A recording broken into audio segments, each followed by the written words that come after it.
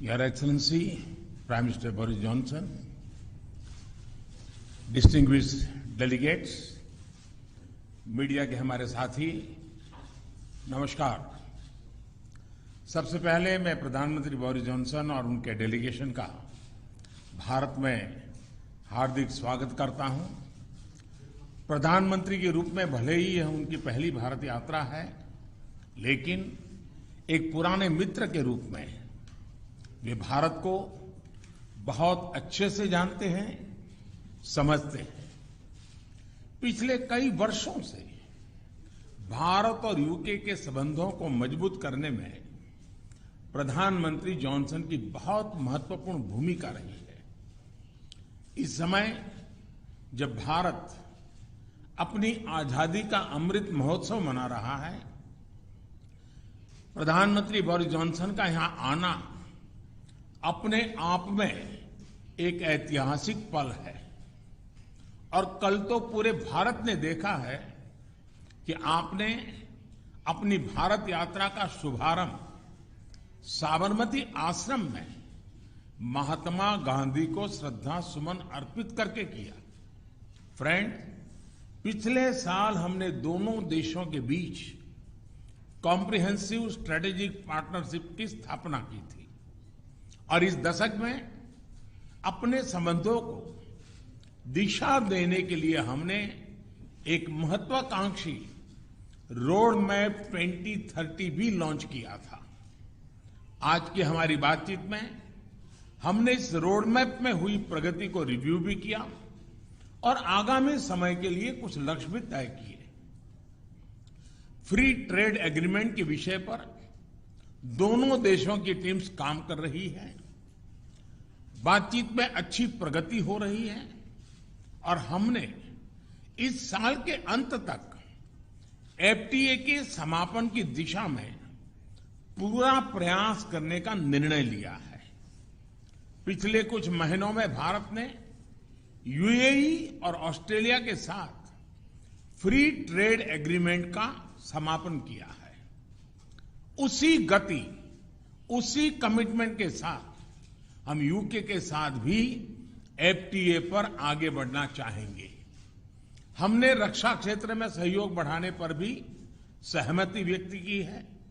रक्षा क्षेत्र में manufacturing, technology, design और डेवलपमेंट सभी क्षेत्रों में यूके द्वारा आत्मनिर्भर भारत के समर्थन का हम स्वागत करते हैं।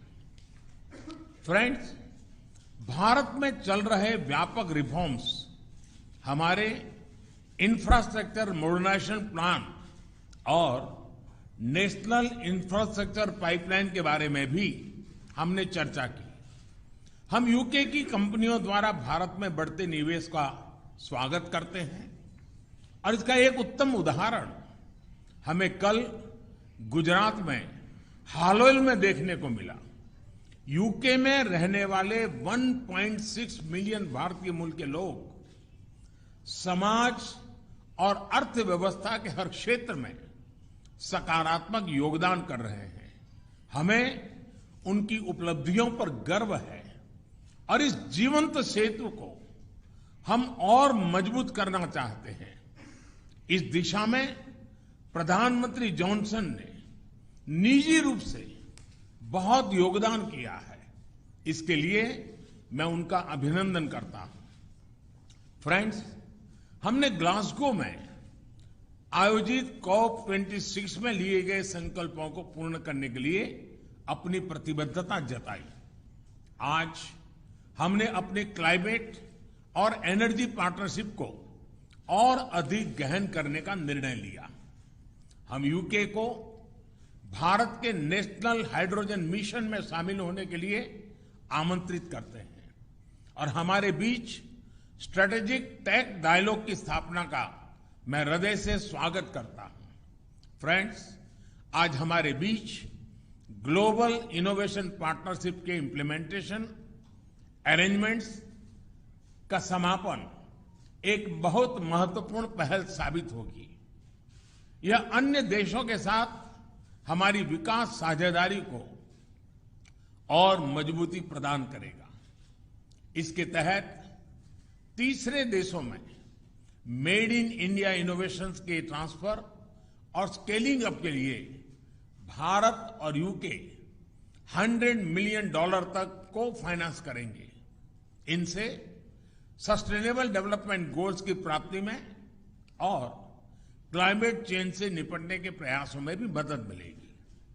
ये हमारे स्टार्टअप्स और एमएसएमई सेक्टर के नए मार्केट्स तलाशने और अपने इनोवेशंस को ग्लोबल करने में बहुत उपयोगी सिद्ध होगा।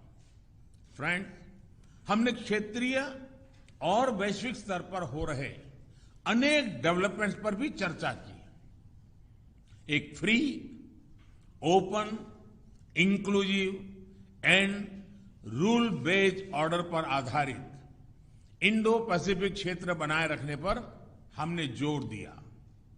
इंडो पैसिफिक ओशन इनिशिएटिव से जुड़ने के यूके के निर्णय का भारत स्वागत करता है। हमने यूक्रेन में तुरंत युद्ध विराम और समस्या के समाधान के लिए डायलॉग और डिप्लोमेसी पर बल दिया।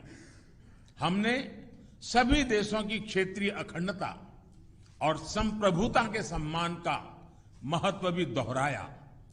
हमने एक पीसफुल, स्टेबल और सिक्योर अफगानिस्तान और एक इंक्लूसिव और रिप्रेजेंटेटिव गवर्नमेंट के लिए अपना समर्थन दोहराया। यह आवश्यक है कि अफगान भूमि का प्रयोग अन्य देशों में आतंकवाद फैलाने के लिए नहीं होना चाहिए। एक्सेलेंसी, आपने हमेशा भारत और यूके के संबंधों को मजबूत करने के लिए विशेष प्रयास किए हैं। इसके लिए हम आपका अभिनंदन करते हैं।